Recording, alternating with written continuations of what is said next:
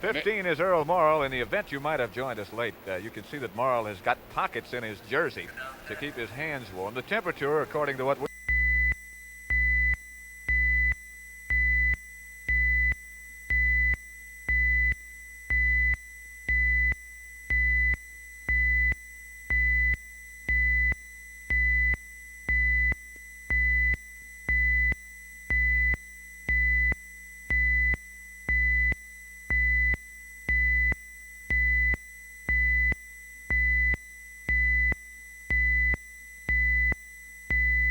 to Mackey in the backfield, and then threw long to Perkins. Jack Gregory was putting pressure on him from his right defensive end spot, and it's 3rd and 10 for Morrill. And if Morrill had only known, Ben Davis, who was covering Perkins deep downfield, fell down. And if he could have just held the ball another split second, Perkins would have had a clear shot to the end zone. Perkins is out now, and Orr is back in. But Gregory was after Morrill on the last one, so he had to get rid of it. The line of scrimmage remains the same, the 31, 3rd and 10. Matty is on the wing. The quickie is behind Jimmy Orr and past Ben Davis and Bob Matheson, the middle linebacker. So Cleveland forces Baltimore into a punting situation with David Lee into the game. He averaged 39.4 per kick. His longest was 59 yards. He's kicking into the wind now, and Tommy McDonald goes deep along with Ben Davis. They're at their own 30.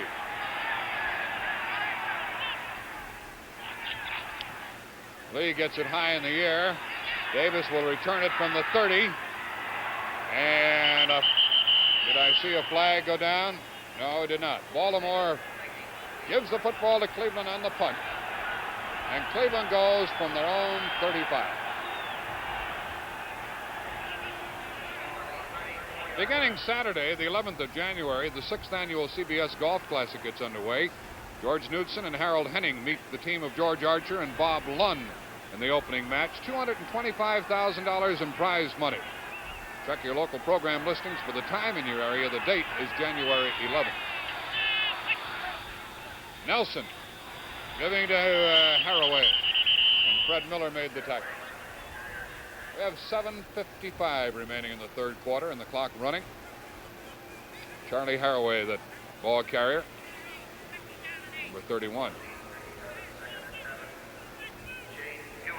It's frustrating, Pat. You try to establish the ground game, nothing happens on a carry, and it really looks like a waste of time, but a simple play like that may pay off in future calls. It can concern those defensive linemen, as we tried to point out a minute ago, with the fact that they've got to get ready for the run and not just rush the passer.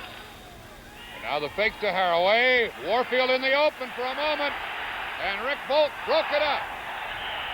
Rick Volk stayed with him. He had help from behind from Jerry Logan. But Warfield, Pat, for just a brief moment, had a few steps on Volk, and there's a flag down back upfield. You know, sometimes against the zone, here comes Warfield. It looks like a man is open, but he's just running into somebody else's zone. It appeared that he had a step on Volk, but Logan was coming over behind, as you probably saw. There's a penalty against Cleveland. We haven't had the call as yet. The yardage being marked off against the Browns, and penalties have hurt the Browns. This looks like holding. Takes the ball back to the 17. And it is a holding call against the Browns. They've got to come out to the 45-yard line for a first down. So it's a second down play in 27. And you might watch for a blitz here. No flag, even though there was movement. Here's Haraway being blasted at the 20 by Lenny Lyles. That Lyles is about as tough a hitter as there is in the game. He'll make you pay for it when you run into his territory. The ball out to the 22 makes it third down and still long yardage. Fred Miller on that last play almost went offside but got back on. You talk about Lyles. Lyles been around a long time. 6'2" and 204 he is. Has good size. He's playing 11 years now. He's from Louisville. But in spite of the fact that he's played a long time and obviously taken a lot of punishment, he still has that great speed that he came out of college with. The ball at the 22. Third down and 22. Nelson is swarmed under and brought down by Ordell Bracey, number 81. Bracey fought off the block and still made the tackle. It'll be Shafrath blocking on Bracey as Bracey gets to the passer. Shafrath, a fine tackle. Bracey, of course, another veteran who's been around a long time. And look at the strength he shows you right here as he gets away from Shafrath, runs into Hoagland, and finally, the four of them run into Nelson. So it's fourth down, and Timmy Brown is the single safety man as Cockcroft does the punting. And a high kick carries to midfield, and Timmy Brown takes it at the Cleveland 48-yard line. We have 6:10 left in the third quarter. There's a timeout, and with the score, Baltimore 17 and Cleveland nothing. Let's pause for a moment. American Airlines would like to thank Calabasas, California, for Susan Bernath, stewardess. And I don't feel like I have to have a passenger letter to know that I did a good job. Just however they act, you can tell whether somebody's saying thank you just because that's the thing to say, or whether they're saying it because they really mean it. It's kind of a warm feeling to know that they were on that plane for 5 hours and they didn't feel bored and feel like the movie was the only thing that kept them entertained in the meal. I think you can make everybody happy if you try hard enough. It may take a while, it may take a little longer than it would if somebody that's in a good mood anyway. But I think by the end of the flight you could bring anybody around. Susan brings a little something extra to her job. That's the American way. Fly the American way. Fly with the people who love you.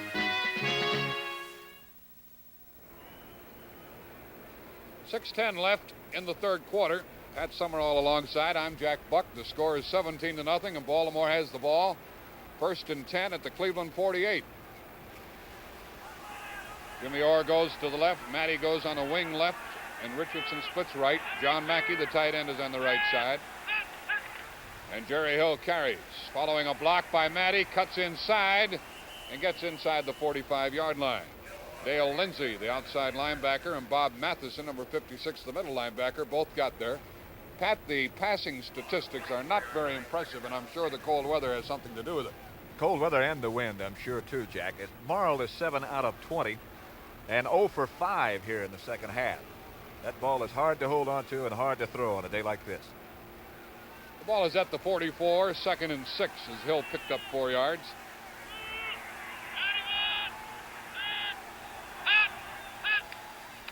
Morrill on a draw to Hill. Hill is wrapped up and dropped.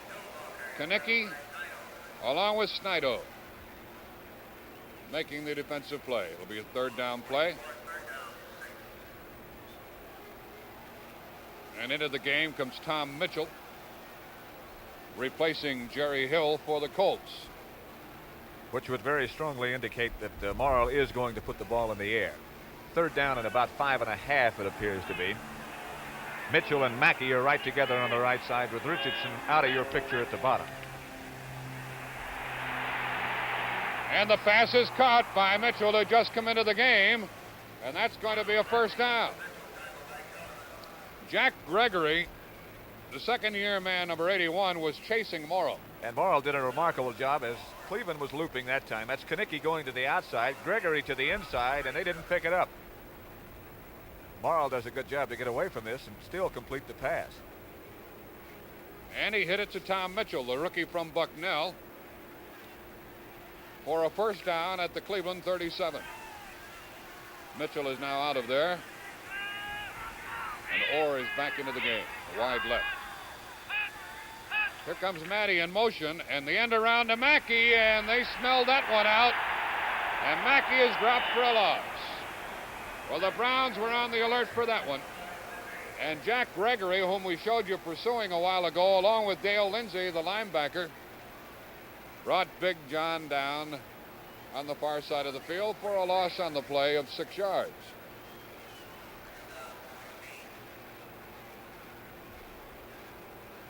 So second down and long yardage for the Colts. And this third quarter is rapidly slipping away from the Cleveland Browns, who trail 17-0. Second down, 16.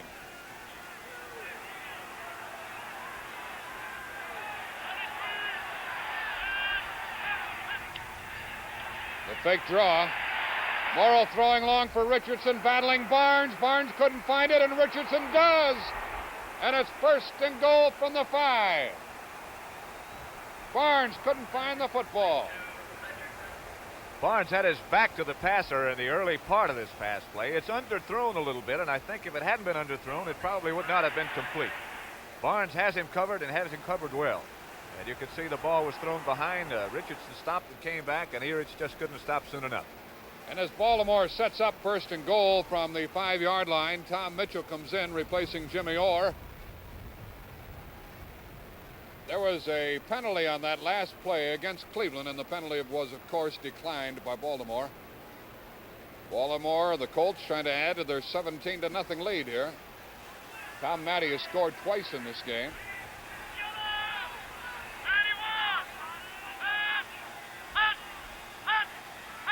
A long count and a give to the second man through. Matty got about half the distance. Walter Johnson tackled it. Looped around from behind and tackled him, with Jack Gregory cracking in on the play. Cleveland sends in Bill Glass, number 80, and Marvin Upshaw, number 84, as it's second and goal from the 2. 2:35 remaining in the third quarter, and the clock running. But Richardson comes up with some big plays, Pat. He was the one who really hurt Minnesota last week. A fantastic catch he made last week, diving between two men, and now he comes up with this one, which sets up Baltimore's field position right now. Matty scores for the third time today. Tom Matty, following Glenn Ressler and others, Sam Ball, Bill Curry, Dan Sullivan, scores for the third time today, making it 23-0. Watch Matty as he follows Jerry Hill and the rest of his offensive line. Ressler pulled behind, Hill with the key block up front, and Matty in good shape. Now Bobby Boyd holds, and Lou Michaels will try to make it 24-0.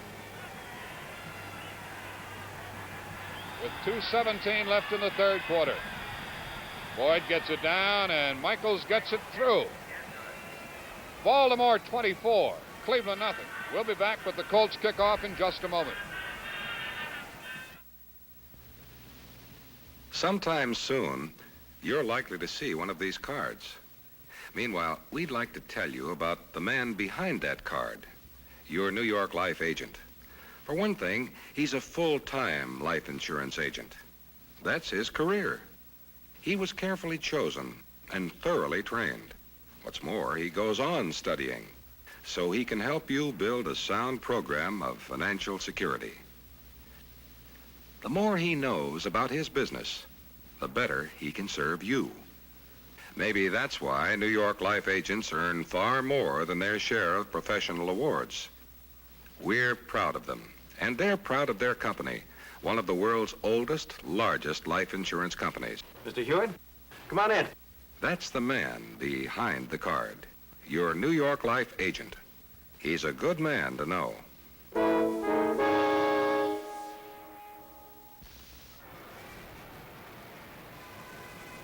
That is Frank Ryan, number 13, who Bill Nelson replaced after the third game of this year. Nelson did an outstanding job, but it looks now like when Cleveland gets the ball after this kickoff, it will be the 11-year veteran from Rice, Frank Ryan. And the kickoff is by Michaels. He is kicking to Morrison and Ben Davis. And it goes into the end zone. It's still alive. And then it's down by Morrison. Still a live ball when that little kid touched it. Here comes Ryan. Listen to the crowd.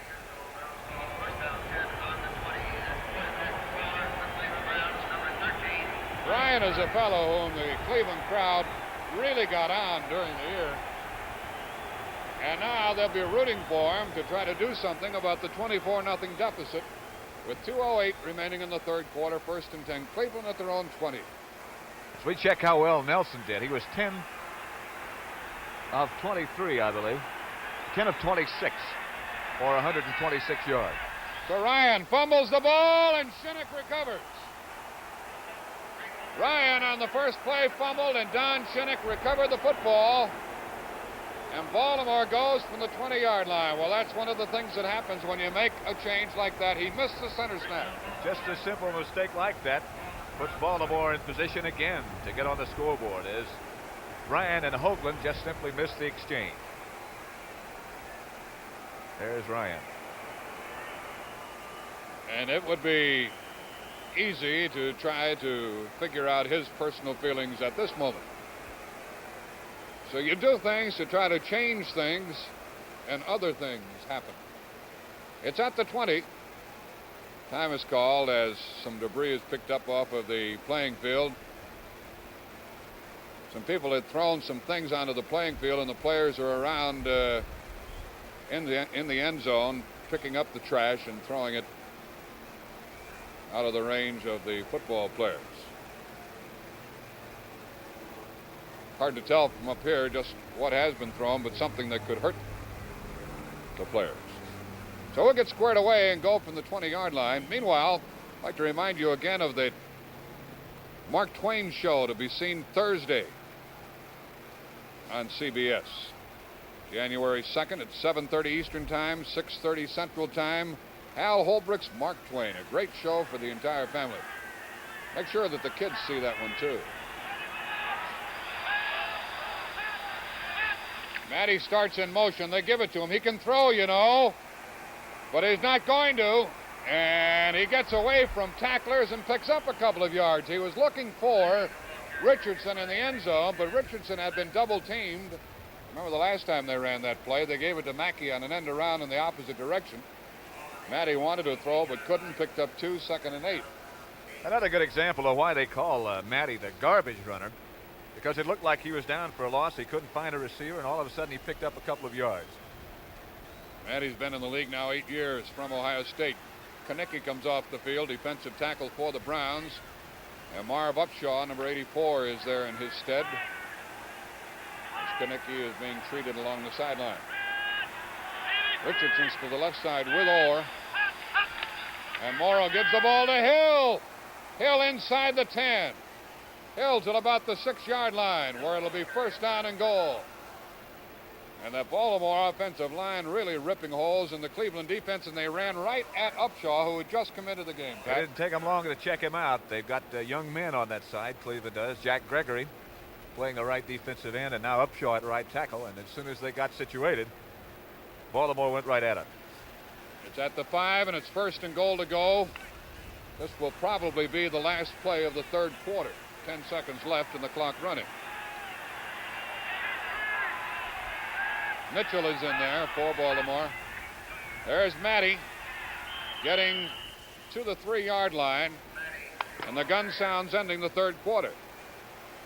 That's the end of the third quarter with the score, Baltimore 24 and Cleveland nothing. We pause now for station identification. Don Knotts is the incredible Mr. Limpet, and fun for the whole family is the forecast for the Friday night movies this week on CBS.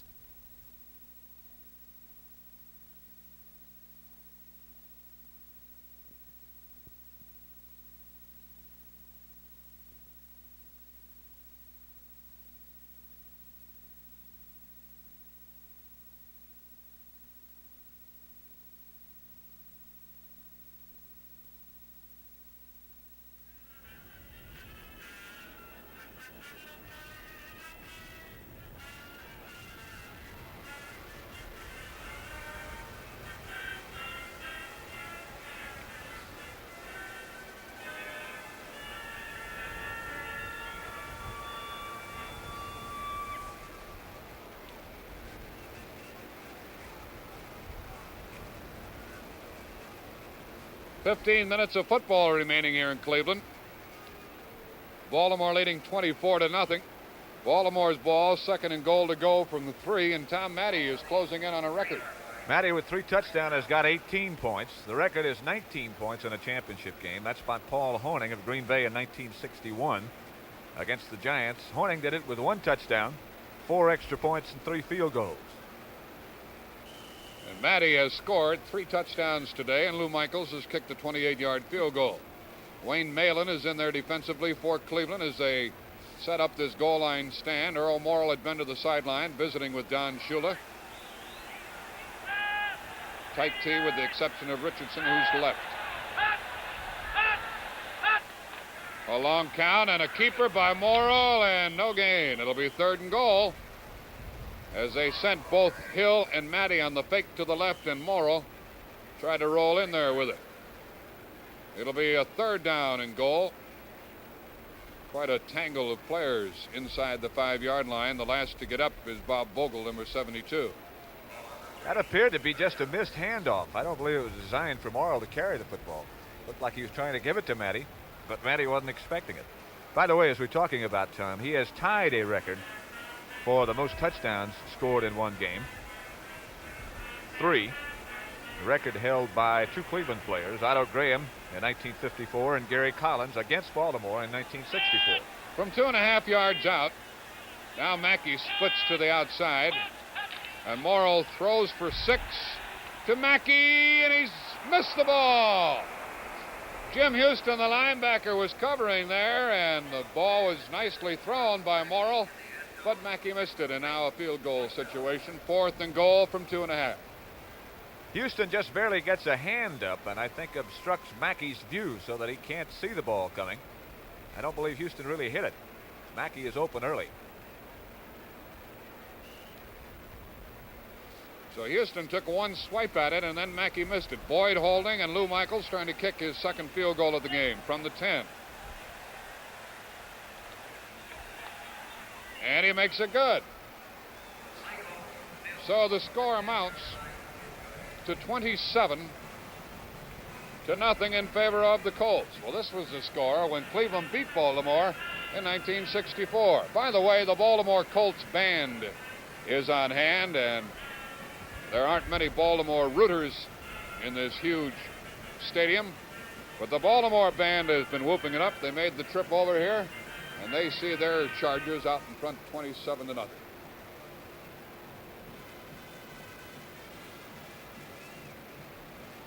Tommy McDonald goes deep on the goal line. He's the one with no sweatshirt on underneath.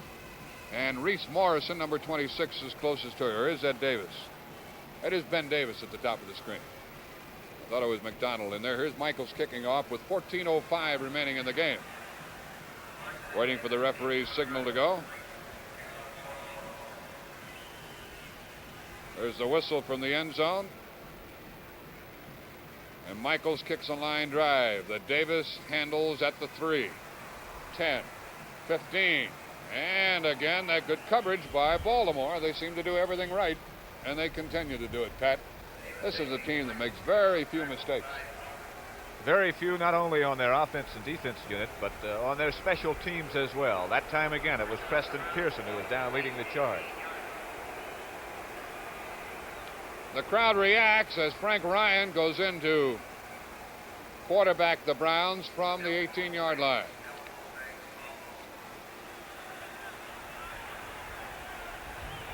$27-0 Baltimore. 13:34 remaining in the game. Ryan to the air for the first time. A flag is thrown, and Ryan throws a long one for Warfield. Interference. But there's a flag back at the line of scrimmage.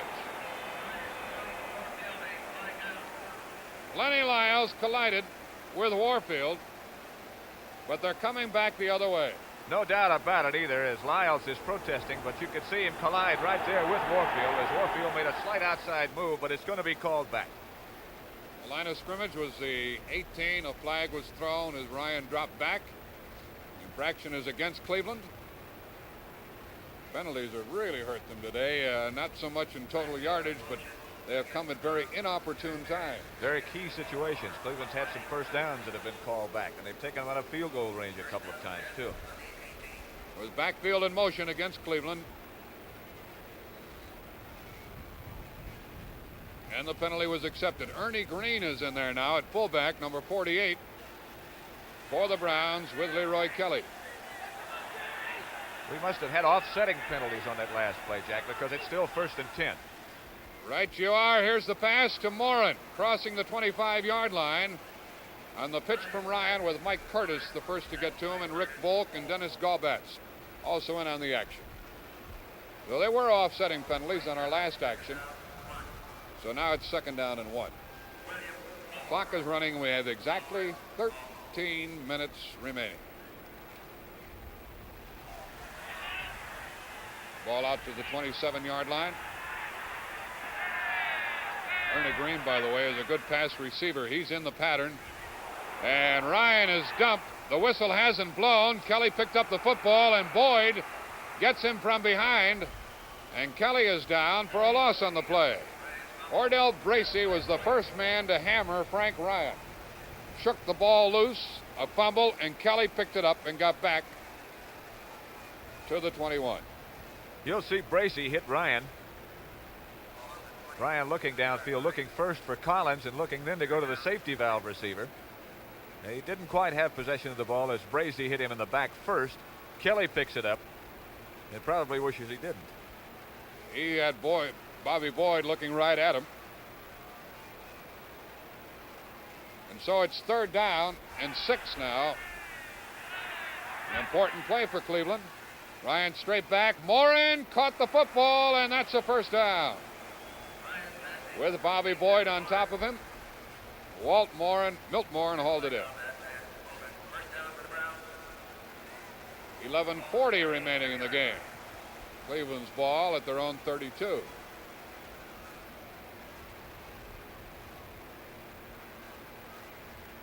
There's no scoring in the first quarter, and then Baltimore got 17 points in the second quarter. 7 in the third, and a field goal here in the fourth period.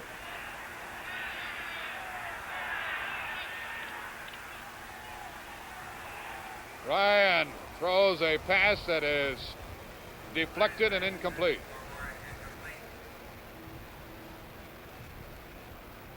On New Year's Day, which is Wednesday, CBS will bring you the Cotton Bowl game. Texas and Tennessee at 1:45 Eastern Time, live and in color on CBS. And Pat, they're talking about that big Texas offense, a great backfield against a stout Tennessee defense. Tennessee also has got some outstanding offensive weapons. It's always an interesting game. Texas has an outstanding bowl record, as you know. And on the other hand, Tennessee hasn't done too well in the bowls, but perhaps New Year's Day in the Cotton Bowl. You'll see it on CBS. Bubba Smith is out of there defensively for Baltimore with Roy Hilton replacing him. 2nd down play, 2nd and 10. Baltimore fakes the blitz, and the pass incomplete to Morin. They faked the blitz and went into a straight 4-man rush, and Don Shinnick was covering on the pass play. A 3rd down call coming up. Getting dark here at the stadium. The lights have been on from the outset. Temperature near the 20 mark.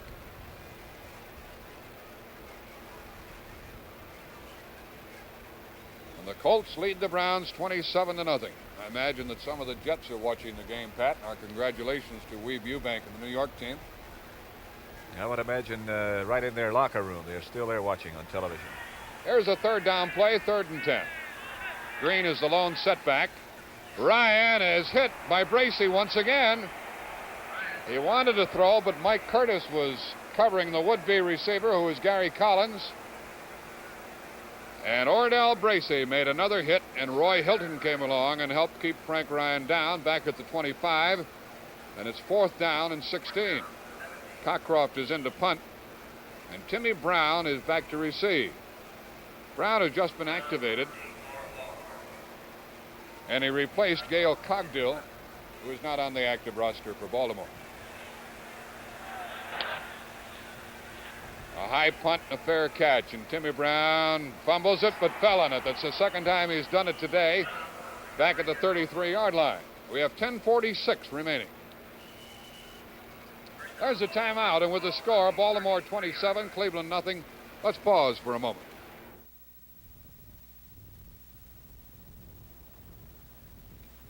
Hello, I'm Harry Landers. You know, for years I've been strictly a fresh perk coffee man. Fresh perk was all I liked and all I drank. That's why when the Nestle company asked me to try their new Taster's Choice freeze-dried coffee, I didn't expect much. Well, I don't like to admit that an old die-hard coffee man like me was fooled. But this coffee looks, smells, and tastes fresh perked. It's that good. And when I asked them how they did it, they showed me this. They start with real fresh perked coffee. Next, they freeze it. Then they vacuum away the ice, dry. What's left are crystals of pure coffee, freeze-dried. All you do is put back boiling water for a real good cup of coffee.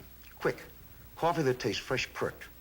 Try Taster's Choice freeze-dried coffee with a man tasting coffee on the label. Taster's Choice. You'll like it.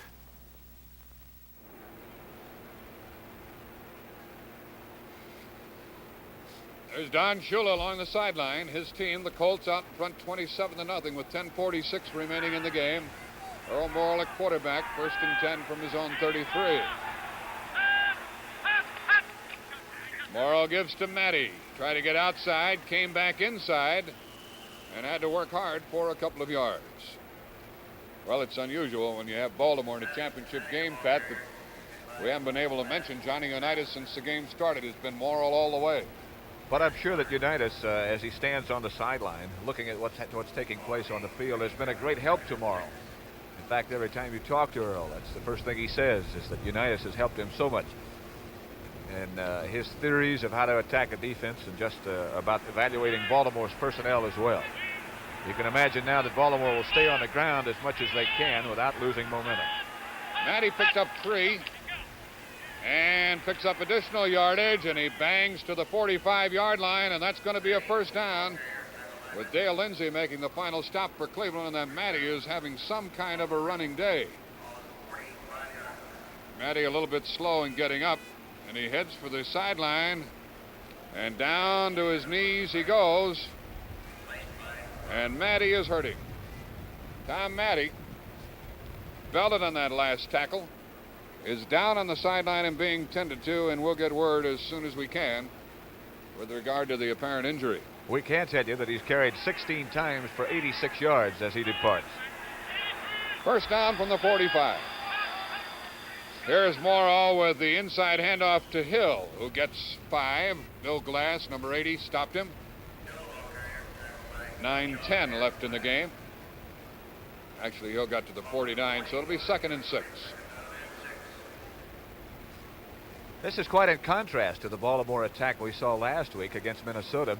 They had great difficulty running against the Vikings and had to resort to almost strictly a passing attack. The field conditions could have had something to do with it. Today they haven't been able to throw it that well, but the running attack has been getting the yards for them. 2nd and 6. There's Timmy Brown, who replaced Matty, getting down to the Cleveland 46-yard line. Along the sideline, Johnny Unitas. He's pretty happy about the whole thing as the Colts lead 27-0. A great guy. And without doubt, a great quarterback. We pause 5 seconds for station identification.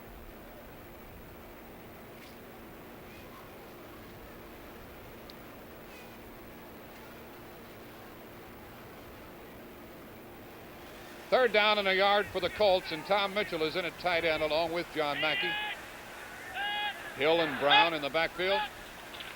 And the fake to Brown, 3rd down, the pass to Richardson. He caught the ball. Barnes brings him down inside the 20-yard line. And shades of Unitas and Bart Starr with the 3rd down call by Earl Morrill. Just sort of had a feeling that he was going to fake the run and throw to Richardson, who was wide open early, but Barnes made a great recovery to even get over close to him by the time he caught the ball. First down. Tom Matty along the sideline is no longer down on the deck. He's up on his feet and being treated. And it's, well, I don't even want to guess, but it appears it might be a jaw injury or something of the sort to the upper torso. We'll check it out for you further. The ball's on the 19. Jimmy Orr is back in there for Baltimore. He's to the left side. And Jerry Hill bangs to the vicinity of the 15-yard line with Marv Upshaw, number 84, and Bill Glass, number 80, stopping him. And the clock is now telling a story against Cleveland. 7 minutes remaining.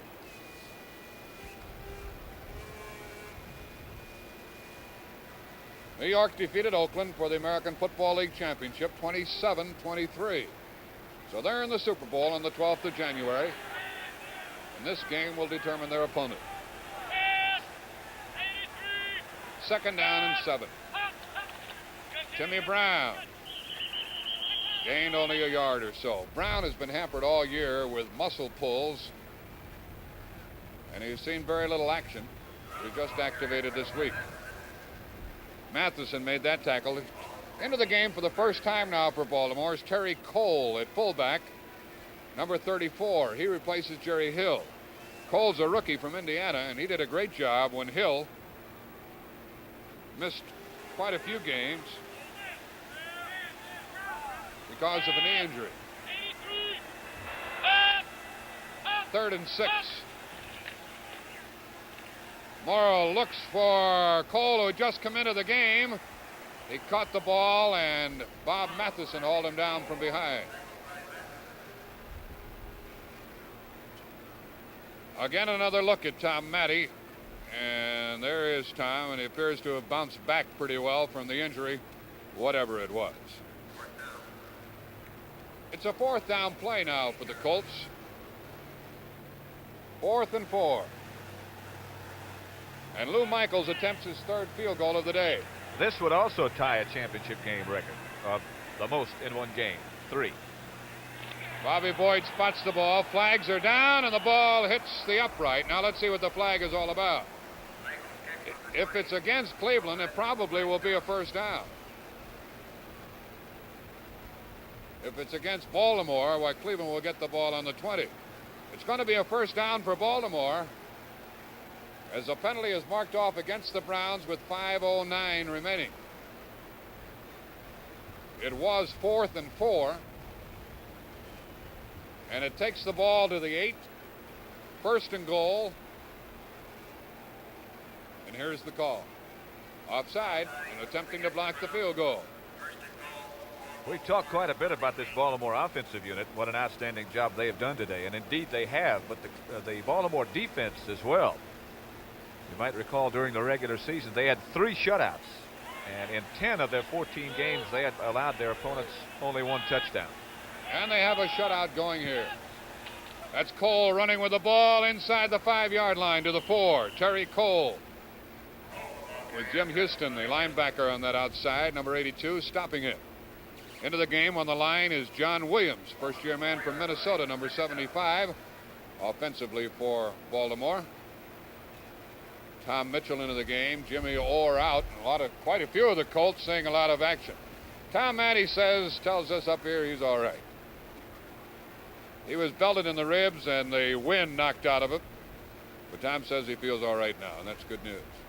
The ball's on the 4, and it's 2nd and goal. 4.5 minutes remaining in the game. Timmy Brown into the end zone. Timmy Brown, who knows how to find pay dirt even though he hasn't played much this year, danced in from 4 yards out.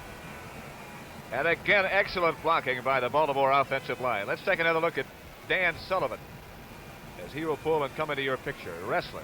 Curry is the center, number 50. Here comes Wrestler 62 with a block on Walter Johnson. And Timmy Brown into the end zone behind another fine effort. John Williams, who just moved in at left tackle for Baltimore, also with a key block. Boyd holding and Michaels kicking, trying to make it 34-0.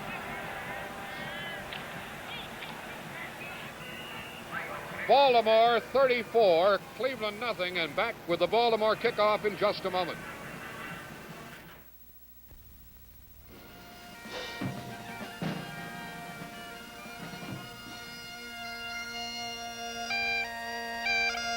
Winston tastes good, like a cigarette should. 'Cause it's what's up front that counts. And up front ahead of the filter, only Winston has the good taste that comes from Filter Blend. Filter Blend means fine tobaccos for the best taste yet. That's why Winston is America's largest selling cigarette. Up front, only Winston has Filter Blend, choice golden tobaccos for the best taste in modern filter smoking. Yes, Winston tastes good like a cigarette should. Like your cigarette should. Winston! There's Timmy Brown, who just scored the TD, his first of the year, to make it 34-0 here. He's a happy fellow. He's another one who happened to be in the right place at the right time, as he was traded just before the year started for Alvin Heyman. Morrison and Davis are deep, and the ball is taken by Morrison. He's at the 20-yard line, 25, 30, and a good return by Reese Morrison, the rookie from Southwest Texas. Now we have 4:02 left in the football game. And these will be long minutes for the Cleveland club, Pat. And if you're a Cleveland fan, you should be encouraged by something we learned last night, something which surprised me very much, that next to the Atlanta Falcons, the average age of the Cleveland Browns is the youngest of any team in the NFL. And for a contending team as they are to be in a championship game as they are and still be next to the youngest team is very encouraging for the future, I think. They're on their own 33 with a first down. Frank Ryan still in there at quarterback, and he wings it out here, and it is almost picked off by Charlie Stukes, number 47, who would have picked up 6 more quick points. Charlie Stukes, the second-year man from Maryland State, was right there and dropped the football as Baltimore puts in numerous personnel who had not played previously. We're looking at Frank Ryan in the Cleveland huddle. In there defensively for Baltimore, Sid Williams at outside linebacker, number 64. Roy Hilton at the left defensive end.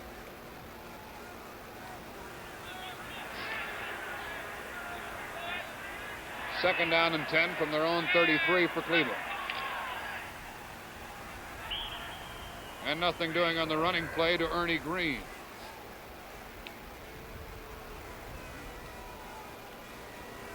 We have 3:50 left in the game. Lou Michaels is in there playing at the line of scrimmage, which he hasn't done much this year, Pat.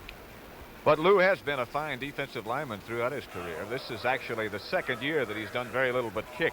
He's a defensive end, and a good one for Pittsburgh, for the Rams, and for Baltimore. A third down play, 3rd and 8 from the Cleveland 35. Ryan needs 8 yards, and the ball is batted up into the air by Hilton, number 85. And it's 4th down.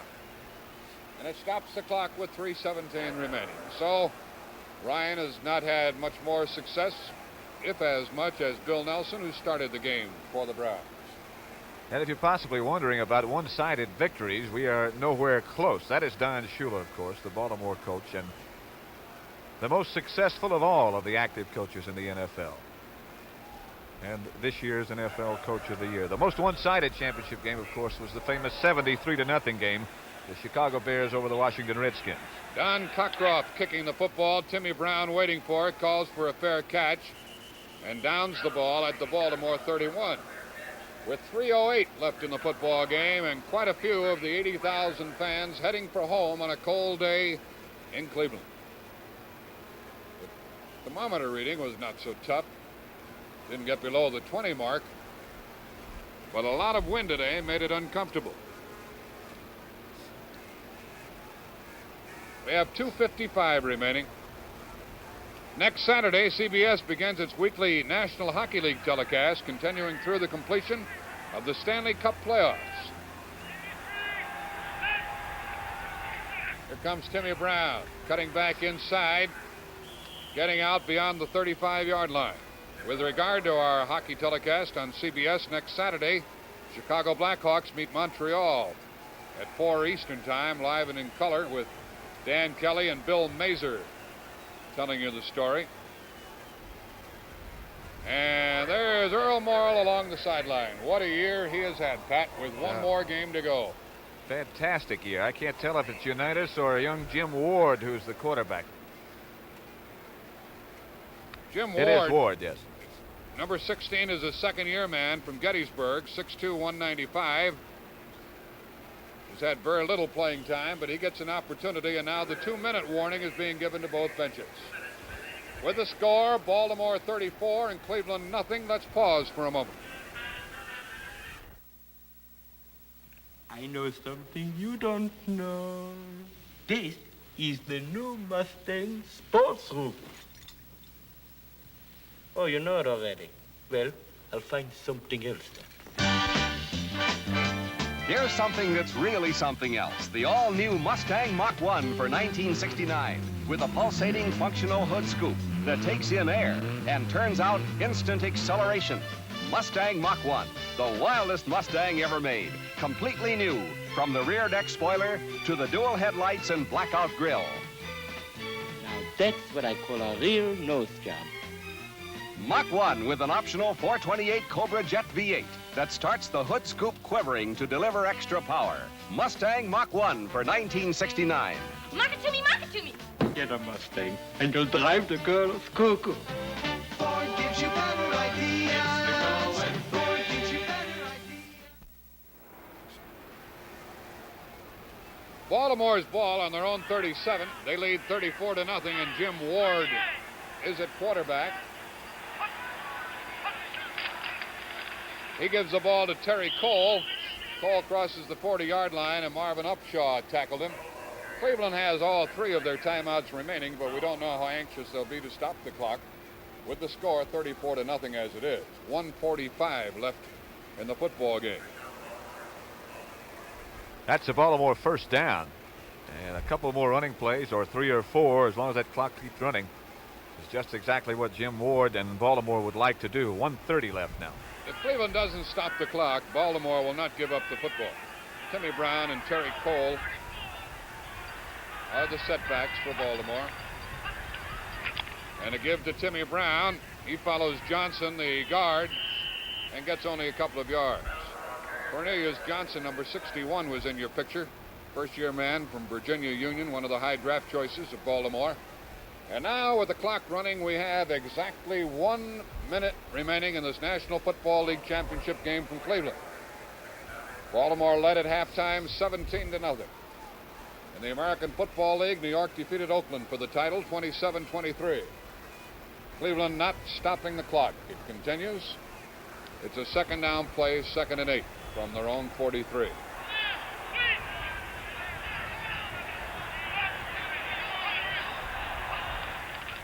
Straight ahead is Cole. Cole drives beyond the 45-yard line, and that will be the last play of the game unless Cleveland stops the clock.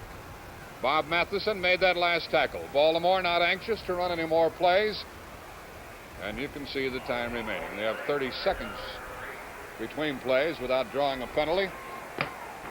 And the gun sounds. The Baltimore Colts are the champions of the National Football League, and there is Don Shula, the winning coach. One of his good friends, one of his best friends in the business, is Blanton Collier, a wonderful gentleman who's the head coach of the Cleveland Browns, and the two shake hands at midfield. The final score was 34-0 as Baltimore won it convincingly, just as Cleveland left no doubt when they defeated Dallas a week ago Saturday. Baltimore leaves no doubt here today, Pat. Not at all. Baltimore, except for one brief flurry right after the start of the second half, had Cleveland completely in command. And there go the 1968 goalposts from Municipal Stadium in Cleveland. Lou Michaels had 2 field goals. Tom Matte scored 3 touchdowns. Timmy Brown had the other. And certainly, as we view fellows like Bill Glass, number 80, going off the field, certainly in the Super Bowl on the 12th of January, the National Football League is going to be well represented in the persons of the Baltimore Colts, as they would have been had Cleveland won this game today. Every time we have seen Baltimore this year, which has been quite a few, they've been able to take charge of things almost from the outset. That Super Bowl game also, Jack, presents a very interesting confrontation between Don Shula and the man who preceded him at Baltimore, Weeb Ewbank, now the head coach of the New York Jets. We're going to be able to go right into the Baltimore Colts dressing room with our CBS cameras, and so you can view the post-game celebration, however hectic or non-hectic it turns out to be. We'll also have highlights of this game and highlights of the American Football League championship game as well with Tom Brookshire, your host. And 34-0. And as you view the scene on the field, Cleveland Brown fans, I'm sure, Got a lot of enjoyment out of their football team this year, which won their Century Division title with their record of 10-4. And this would be Baltimore's third NFL championship. They beat the Giants in 1958 in that famous sudden death game, 59, and now here in 1968. Let's go down to Tom Brookshire in CBS Control. All right, thank you very much. You people will, of course, know the score is 34-0. The Baltimore Colts completely overwhelming the Cleveland Browns. They use fantastic defense. A guy named Tom Matty, who, by the way, is from Shaw High School in Cleveland, but there won't be any ticker tape parade for Tom Matty in Cleveland tonight. 34-0. The Colts certainly the cream of the crop in the National Football League, and they will go in the Super Bowl against the amazing New York Jets with Broadway Joe Namath. That score this afternoon at Shea Stadium was 27-23. The Oakland Raiders, a fine, big football team that played the Green Bay Packers real well a year ago, but they couldn't handle the New York Jets this afternoon. Let's go to Shea Stadium and look at some of the highlights now as Joe Namath and company, the Jets, did beat the Oakland Raiders 27-23. In the first quarter now, you'll see Darryl LaMonica going across the middle to Fred Blitnikoff, his fine flanker, number 25. You'll see this on an isolated replay now as Blitnikoff actually curls up against the zone, hugs the ball a little bit, gets rid of Johnny Sample, and then goes into the end zone. Number 25 is dangerous, but this was a Jet day. The New York Jets won it. Joe Namath, Mr. Quarterback, in white shoes, bad knees, but a great right arm. Number 12, going deep for Don Maynard. An over-the-shoulder grab in the corner going away, and it's down inside the 10-yard line. That was a 40-yarder to the 12. Namath again, from rather a tight formation, gets in trouble by a pretty good linebacker rush, but puts the feet, plants them, and rifles the ball to Don Maynard for a 12-yard touchdown pass. As we said, the final score was the New York Jets 27, the Raiders 23. We're going to be in this dressing room just a little bit later on after Don Shula and Carol Rosenblum and the different Baltimore people have talked to this great football team. And, of course, when we get a chance, we'll barge our way in and try to find out, like you, the TV fan, what really happened and what really went on in that great Baltimore victory this afternoon. We do know one thing, though. The Jets will be waiting. And Miami for Super Bowl time, it will be the New York Jets and the tough Baltimore Colts. 34-0, the victors over the Cleveland Browns. And for you people that are Brown fans, and there are millions of you across the nation, don't feel sorry for this ball club. They hit, they never stopped, and they were gang tackling just as hard in the fourth period as they were in the first period. But simply a question of getting on the scoreboard, and this isn't the first time that a team hasn't been able to score on the Baltimore Colts. The Colts are tremendous on defense, and I think they make you pay just too terrific a price to get on that scoreboard. Actually, later on this evening, you're going to see quite a show here on CBS. It's going to be called the All-Pro Show, and we're going to take a look now at part of this. You'll be seeing at 6 o'clock. We'll be seeing that just a little bit later on. That's when Chuck, a fellow named Chuck Bednarik, talks to Charlton Heston about the great All-Pro football players that you've seen on CBS and, of course, on the NFL football field this season. They're putting up the stats right now. We can see that we can't go over there quite yet. The men are working, but Baltimore did have 22 first downs. Cleveland had but 12. And, of course, as soon as those are ready, we will be able to swing across. Let's go back upstairs for just a moment as we clear the air down here to Jack Buck. And checking a scoring summary, we had a scoreless first period in this football game with a tough defensive battle and the Browns carrying on the very same momentum that they possessed a week ago when they defeated Dallas to win the Eastern Conference crown. But then in the second quarter, Lou Michaels kicked a field goal from 28 yards out for the first points of the game. Then Tom Matty scored the first of his 3 touchdowns from 1 foot out. Matty scored again from 11 yards out, and the score was 17-0 at halftime. Matty again scored from 2 yards out, and then Lou Michaels a 10-yard field goal, his second field goal of the day, and Timmy Brown had the honor of racking up the final TD. Well, Tom Brookshire referred to that all-pro show that's going to be coming along about 35 minutes from now, and this is what he was talking about with Charlton Heston hosting the show, and in this circumstance, visiting with Chuck Bednarik. Interested, Chuck, from the point of view of your old position, just why is a good linebacker important to a team? Well, Chuck, the core of any good football team is the defense. And the core of any defense is the linebacker.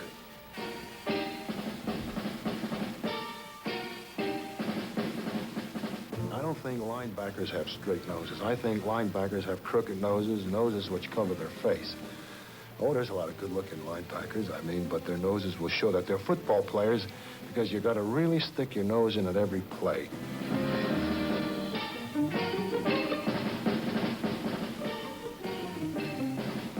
A linebacker only has to worry about everything. He has to range long distances to stop the play. He must have the cunning of a fortune teller and the speed and power of the backseat receiver.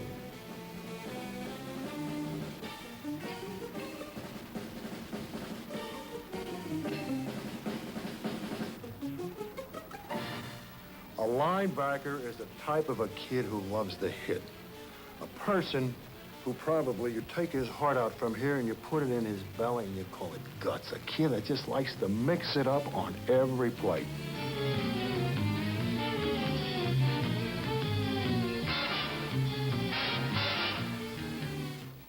That's a little preview of the outstanding show you'll see at CBS this evening after we leave the Cleveland Stadium here, and we have a good deal more to show you, including a visit in the Baltimore Colts dressing room, where the scene should be a very, very bright one as the Colts go on to the Super Bowl against the New York Jets on the 12th of January. To do a little rehashing here, you'll recall it was October 20th when Cleveland defeated Baltimore in Baltimore by the score of 30-20. But then the Colts, using that particular loss for a springboard, went on to win 9 in a row, and that was then their drive was culminated here today as they won their 10th consecutive victory after vanquishing Minnesota in the contest 1 week ago in Baltimore.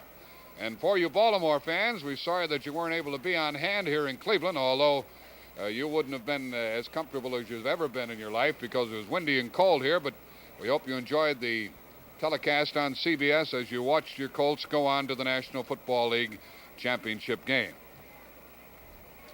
We have some statistics to show you, and you can see how the final score evolved as a result of these particular figures, with Baltimore leading in first downs, total yardage almost, more than doubling the figure of the Cleveland Browns, the rushing yardage, and you can see that Cleveland did very little despite the fact they had the great Leroy Kelly, who led the National Football League in rushing this year.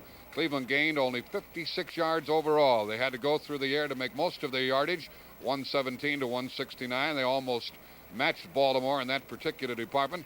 But look at the passing figures. 11 out of 25 for Earl Morrall and 13 out of 32 for the combination of Bill Nelson, who started the game, and Frank Ryan, who then took over.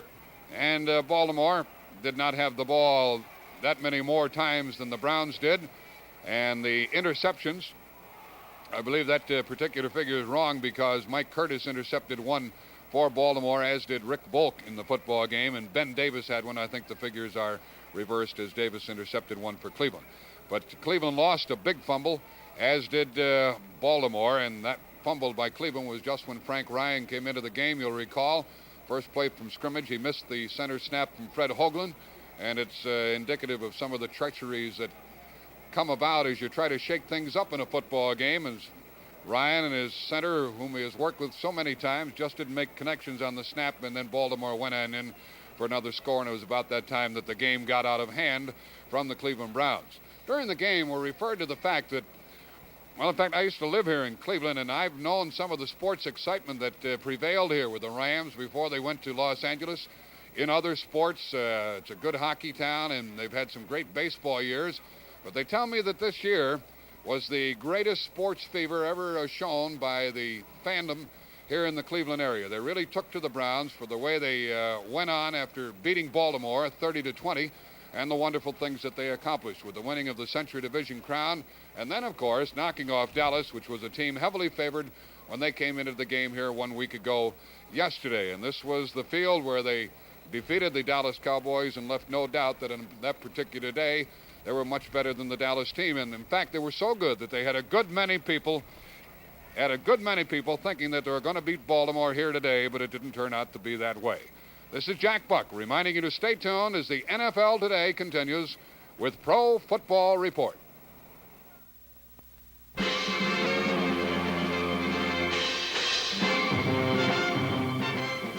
The NFL Championship was brought to you by Ford and your Ford dealer, the place to go to see what's going on.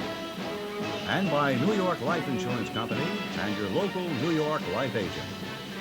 And by the American Oil Company and its dealers who remind you that you expect more from American and you get it. And by Winston Filter Cigarettes. Winston tastes good like a cigarette should.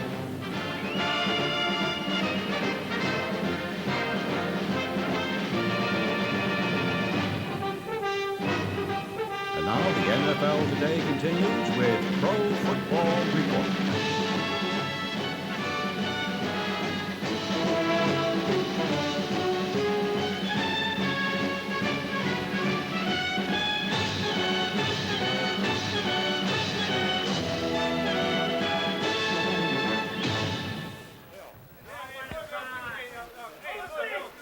Tom Brookshire. I am in the Baltimore dressing room, and a lot of people might have thought the Baltimore Colts were very confident, maybe even a little smug coming in. They wouldn't be very happy to have this great championship under their belt.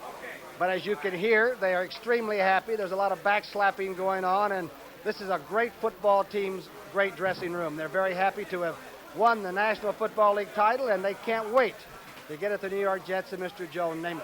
We'll be back in just a moment here in this Baltimore dressing room as the NFL Today continues on Pro Football Report.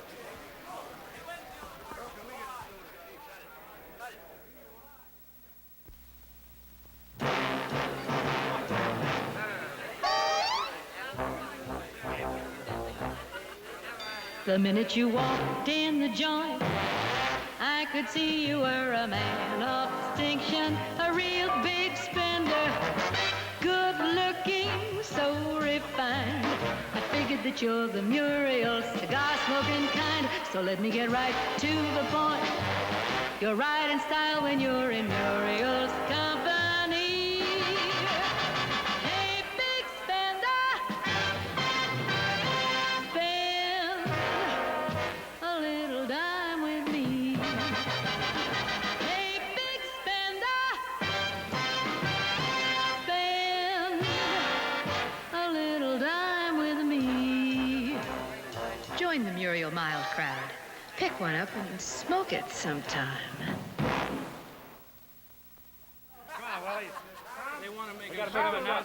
The final score was 34-0. On my right, I have Earl Morrall, certainly the Duke of Baltimore, the great quarterback that's come on to do such a great job for the Baltimore Colts, and Tom Matty, whom we're going to get to in just a minute. But Earl, after 13 years, and I'm not going to say knocking around because you were always an excellent quarterback, but surely you did find the place, the Baltimore place, huh? Yes, it's true, Tom. It's a great team to be with.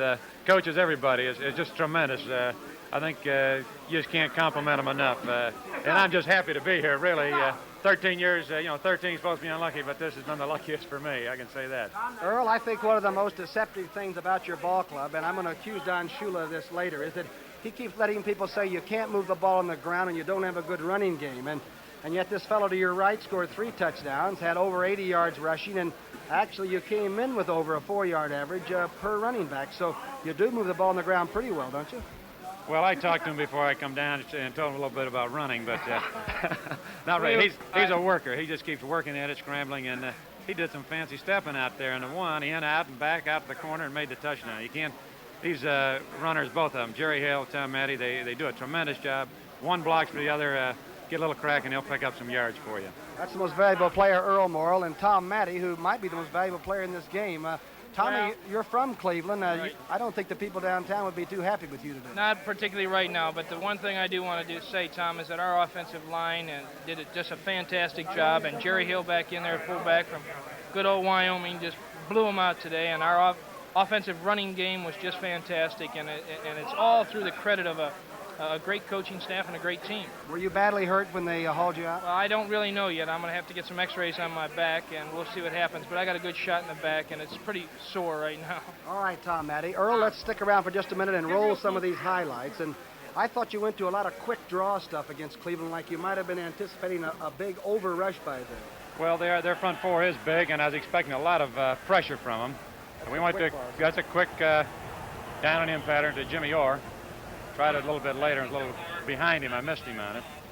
Just another one here It's a double wing. Now, notice you did a flip-flop. You put both Richardson and Orr on one side and Mackey all by himself at times, too, huh? Yes, this is true. We did a lot of that. We were having success, so we stuck with it. That one I hit Willie Richardson there. He made a good catch on it. You fake the draw just to get him off your back? Just as trying to slow the line down a little bit. Willie makes a great catch there. He did it last week for us, and he did it again today. Come up with that clutch catch, the one that you need to get you down the goal line, and can't say enough. He comes up with it. Earl, we're going to have John Unitas just mentioned, too. This is your year, the MVP year, everything. You're the NFL's best football player this year, but for a dozen years, John Unitas has been quite a player, hasn't he? He has been tremendous. I've seen him play. I know what he can do, and he's tops in my book. All I can say, all year long, he's been tremendous, helping me out where he can. We talk quite a bit on the sidelines. We talk formations. He's a great individual. He'll do anything he can. He did all he can to help the team, and I know without his injury, he'd have been playing a lot of ball. So I can't say enough about him. He is tremendous. Earl, are you getting ready, and are you looking forward to, of course, the money doesn't look bad going down to the Super Bowl, but how about the New York Jets? Do you like to team up against Joe Namath? Oh, yeah. You might as well play the best, and I think they got one of the top teams over there. And being in New York for a few years with Joe Namath, hearing a lot about him, I'm anxious to go down and play against him. Our congratulations and our thanks to both of you, Tom Matte and, of course, Earl Morrill, for coming by. Tom Matte, thank you for coming by. Thank you You're very coming much. back in just a moment. Right. I've just been informed. That's right. We'll be back now with more in this Cleveland and Baltimore dressing room in just a moment as the NFL Today continues. 28 years ago, your father was pacing the floor waiting for you. Ah, but you've changed a lot since then.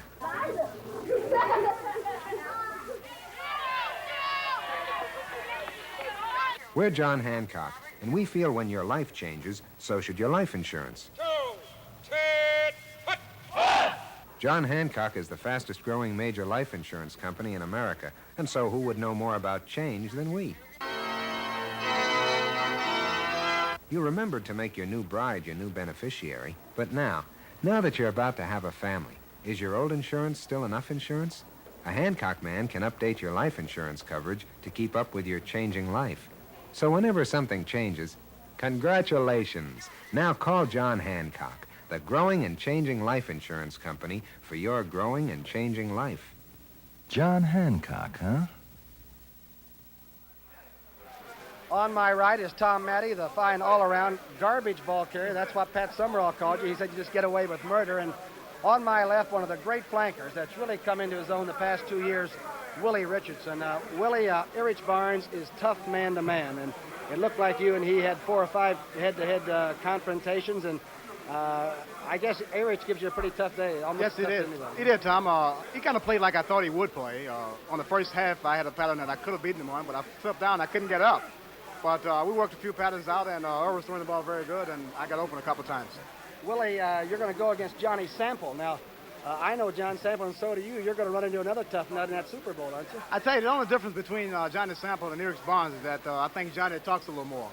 He's a good ball player. I played against him when he was at Washington. I have a lot of respect for him, and the only thing I can say is it should be a good contest. Willie, this football team you play on, what a super bunch of football players, huh? Well, there's no question about that. We don't have many individual stars, as you know, but I think it's a team effort. All the guys are sticking close together, and everybody's pulling for everybody else, even the guys who are not playing regularly. And I think this is the difference in this club this year, because everybody's all out. How about your end coach, one of the real fast, adept guys at getting away from people, Dick Bielski? Did he teach you a lot? Does he work with you? Dick Bielski has done a tremendous job with John Mackey and myself, and even Tom Mitchell, Jimmy Orr, Ray Perkins. He's done a great job. He played in the league himself, and he knows the moves, and the only thing I can do is do what he tells me to do, and I'll get open.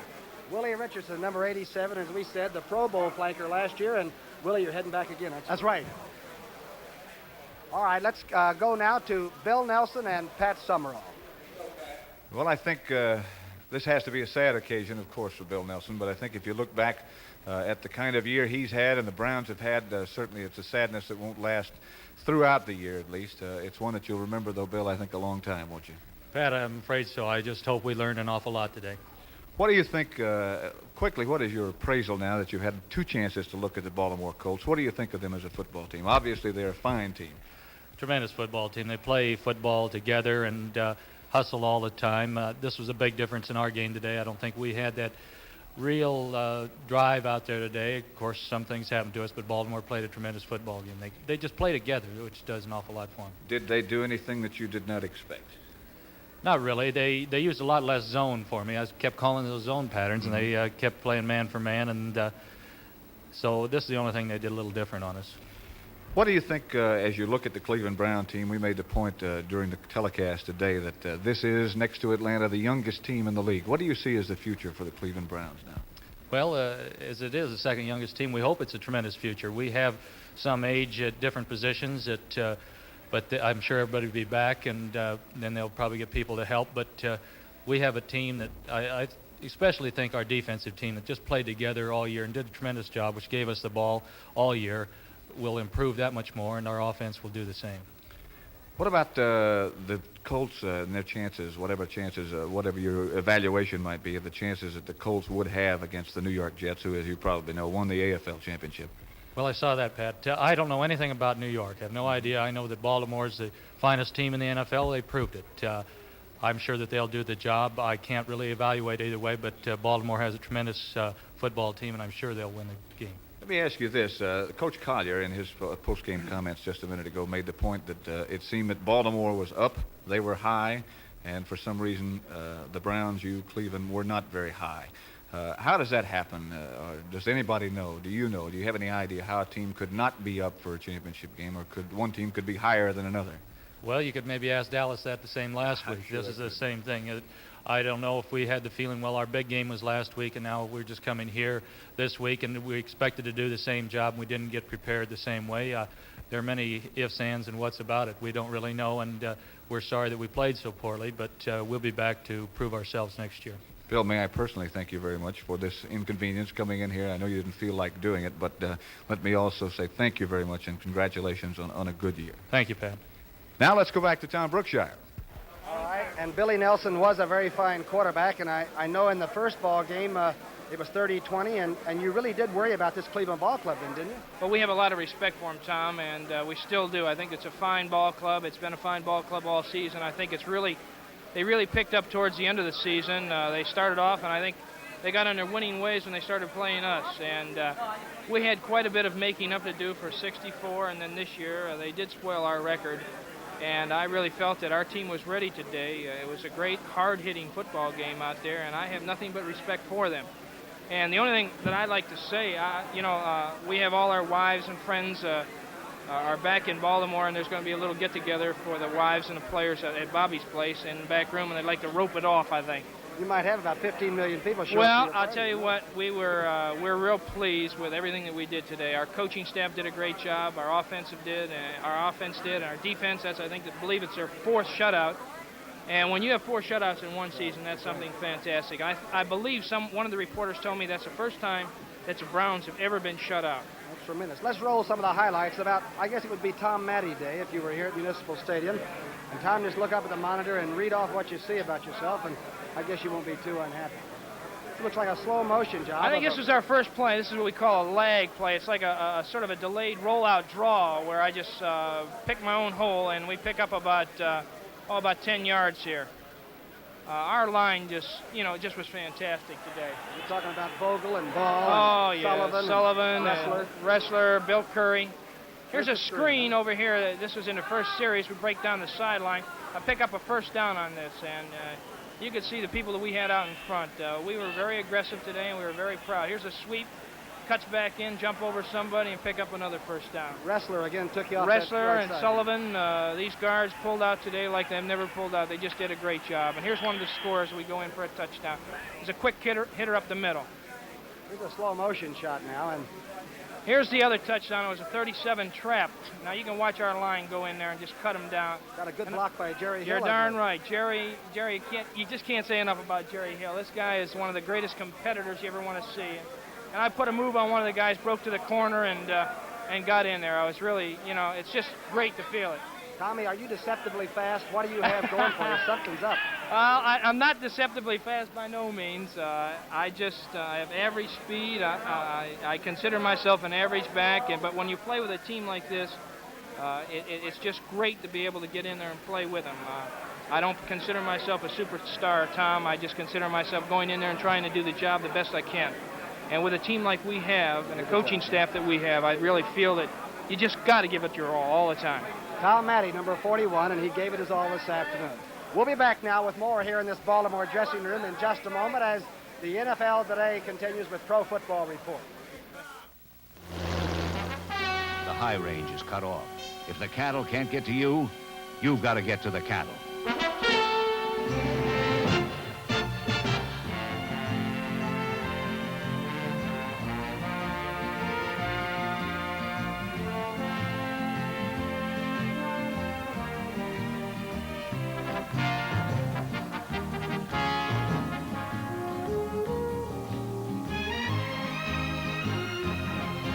Come to where the flavor is. Come to Marlboro country. At Persona, we got a simple directive from our chairman of the board. Our blades have to shave better than any other blades. Better! So we developed electro-coated Persona blades, injector and double edge. Better! Better, yes.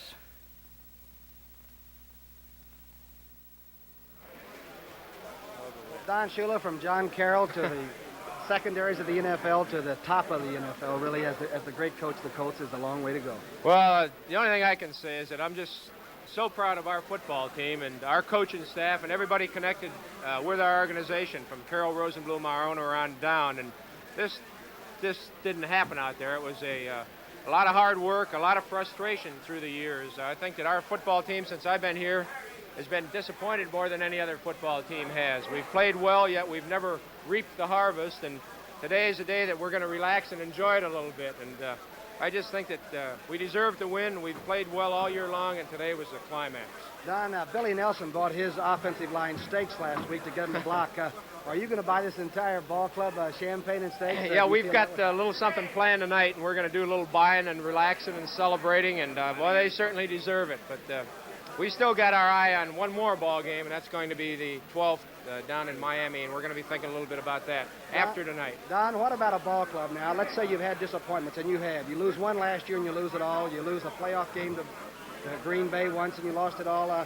How do you get them back and start again the next season? What do you The thing that I've always stressed is that anybody that feels sorry for themselves and starts making excuses are losers, and we don't like to have losers around our winning people. And the thing that we've done is try to get it out of our mind. As soon as it's over with, last year it was tough when we got knocked out of it, but what good does it do you to moan and to bellyache about the thing? The only thing we try to do, our whole theme from training camp on, was to be better.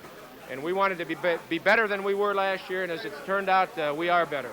Remember last year at the Pro Bowl, I asked you what you needed, and you said just one more victory. That was right. all you wanted. Yeah, we didn't win enough last year. We won a little bit more this year, and that's why we're here right now. And I'm just, again, so proud of our football players. Don Shula, you didn't do any alibiing. When it was the bad times, you took them in stride, and you did bring this ball club on, and I think that might be the reason that the entire nation is so darn proud of you. Thank you, Tom. Thank you very Don much. Shula, the head coach of the Baltimore Colts, and a great one.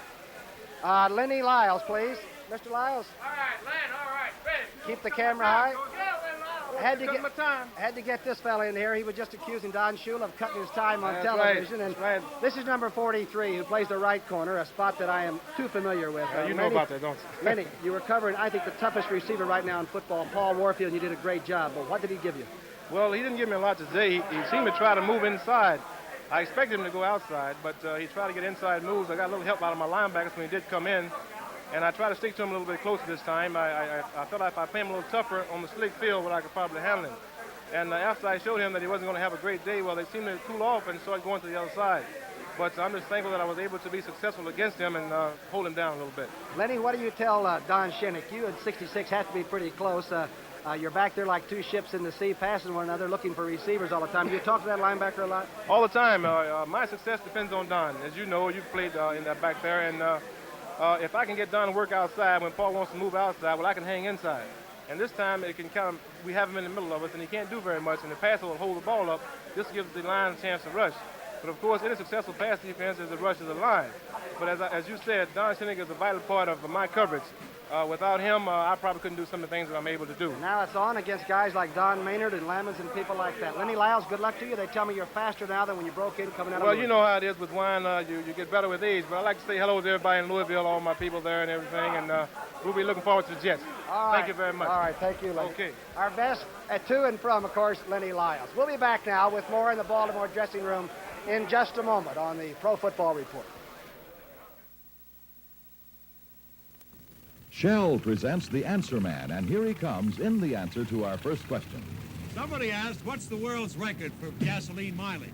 What must be the world's record was set in 1952 by two Shell engineers. They drove this modified Chevy and got 168 miles per gallon of gasoline. They used tricks you wouldn't dare try in normal driving, like rock-hard ball tires to cut friction, a special body without bumpers, streamlined to cut wind resistance. They never drove over 20, and they coasted whenever possible. Their gasoline, Shell's top quality as it came from the pump. Next question. Someone told me that besides platformate, other ingredients help Super Shell's mileage. Is that right? Yes, indeed. There are several ingredients. One is TCP, Shell's patented additive. It helps keep spark plugs from fouling, misfiring, and wasting gasoline. TCP teams up with platformate to give you good mileage. Thank you. The Answer Man is brought to you by the makers of Super Shell, good mileage gasoline. When you win 34-0, the defense has to do the job. And gosh, Ordell Brazy's been doing this a long. I feel like we're almost brothers. Number 81, you've been playing 12 years. They say it might be your last, but let's don't put any words in your mouth. I'll make that decision a little later there, Tommy. I haven't really come to it, and I'm not definite on it yet, but it's been a great season. You know, it'd be a great opportunity to bow out on top. And, you know, you always kind of look forward to something like that, but again, as I say, I'll make my decision a little later. Ordell Brazy from the Dakotas, and let's roll some of the highlights, his great defensive highlights. And I've got to think the Baltimore defense is one of the best team defenses I've ever watched. Let's watch it now. We have a lot of pride there. We feel that we're very aggressive. There are some things that... Big rush right there. Yeah, well, he held the ball. Of course, our receivers had a good coverage on that play.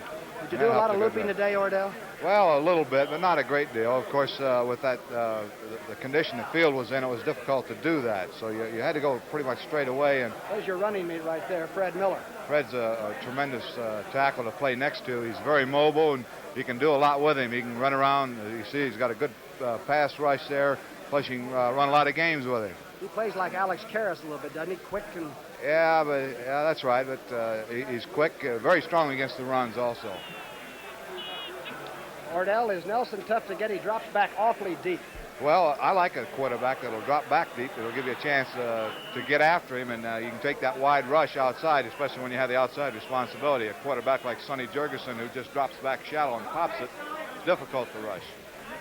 Here's a long pass attempt there as it is knocked away and well covered by Rick Volk, the young man that's done such a great job for you from Michigan. Huh? Well, they all do a great job for us back there. Ordell Brazy, number 81, thank you again, and don't cheat us out of some more good football. Stick around a while, will you? Thank you very much, Tom. Ordell Brazy, let's see. All right, let's see. We'll get somebody else here if we can. Bobby Boyd. Let's see if we can come up with somebody across the way. Jerry Kramer's over talking to Billy Ray Smith. Billy Ray? Mr. Rosenblum. Mr. Rosenblum, Billy Ray Smith.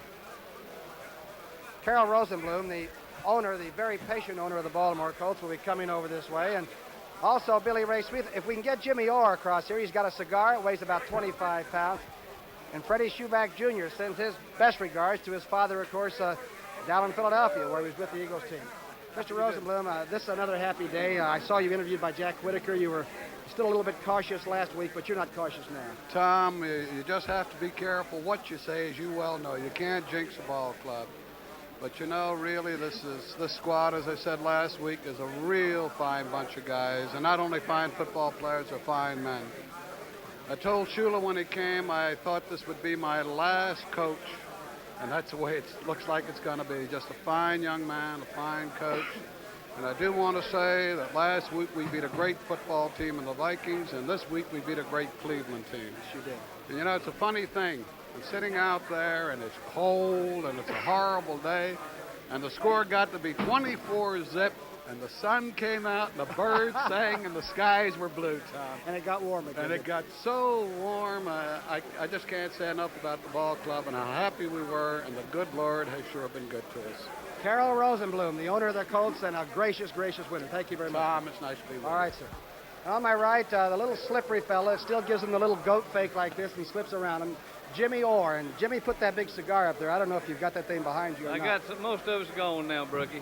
What's going to happen tonight in Baltimore? Is this just a big party time? Well, that plane's going to be a party, too, I'm afraid, going back. But we're really going to celebrate because we've been close a number of times and never have been able to cash in. And it was getting awfully late in my career, and I did want to be on a championship team, and I certainly am happy about it. Jimmy, let's say something about John Unitas. It might be a little bit of a heart-tugging year for John.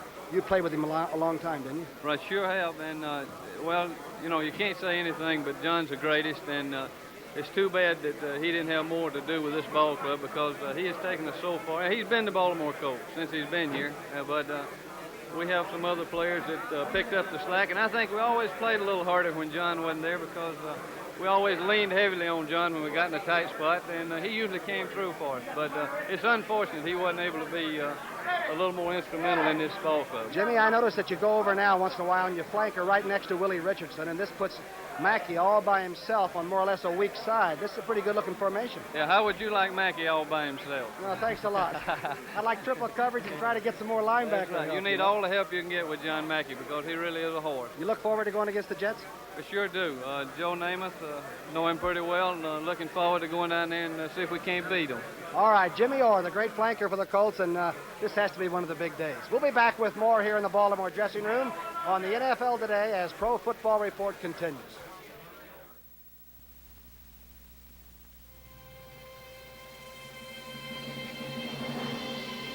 Hey, look at us now. We've got the winners and how Lincoln Mercury leads the way. Lincoln Mercury leads the way for 1969 with the all-new Marquis, the most dramatically styled motor car since the Continental Mark III. Marquis brings a completely new look to medium-priced luxury cars. 2- and 4-door Bromes, richly appointed convertibles,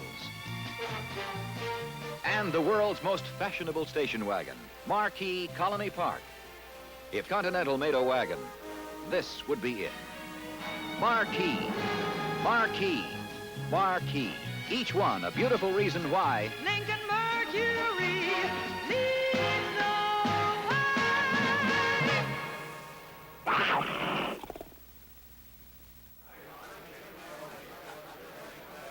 Well, jumping up here trying to flatten out his hair and everything is Bobby Boyd, number 40, one of the very fine cornerbacks. Bobby, briefly here, we got about 20 seconds. One of the big wins with one of the great teams. You've been with a lot of them. Well, it's the greatest since I've been here, Tommy. There's no question about it. I've been playing professional football and football all my life, and this is the first time I've been with a winner, and I'm just overjoyed, to tell you the truth. Are you sort of sure of it, though? Did you come into this knowing that if you played your best, you would win or you could win? Tom, we think if we play our best that we can play anyone, and I think today we did play our best, and you saw what happened. Bobby, now it's on to the Super Bowl, the big check, and of course the wives will all love you back in Baltimore tonight, won't they? We hope so, Tom. Bobby Boyd out of Oklahoma, and he's done a great job in the NFL secondaries for years. Good luck to you in the Pro Bowl. Well, that's pretty much the story here in the Baltimore dressing room. We've tried to give you a cross-section of the Baltimore team, and that pretty much is victory. They're big and they're strong. They're gracious today. They're very aggressive. And I really think they were very confident. I think they came into this town, Cleveland, Ohio, knowing that if they played their kind of football, they could win. And they did. 34-0, a great defensive win. The Colts are the NFL champions. This is Tom Brookshire for Pat Summerall and Jack Buck saying goodbye from Municipal Stadium in Cleveland, Ohio.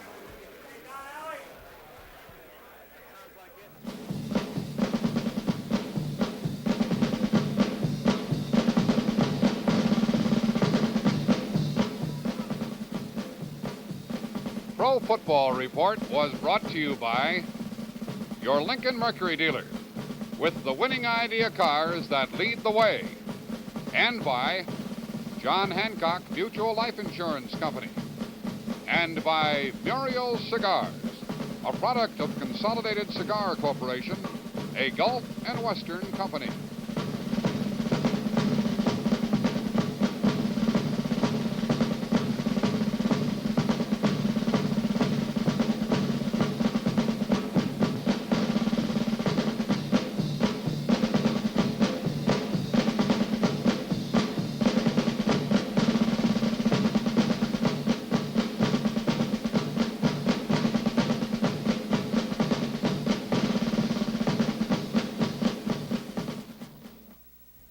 What a guest list. Eddie Albert, Laney Kazan, George Kirby, Charlie Manna, and many more. What a show. The Ed Sullivan Show, tonight on CBS.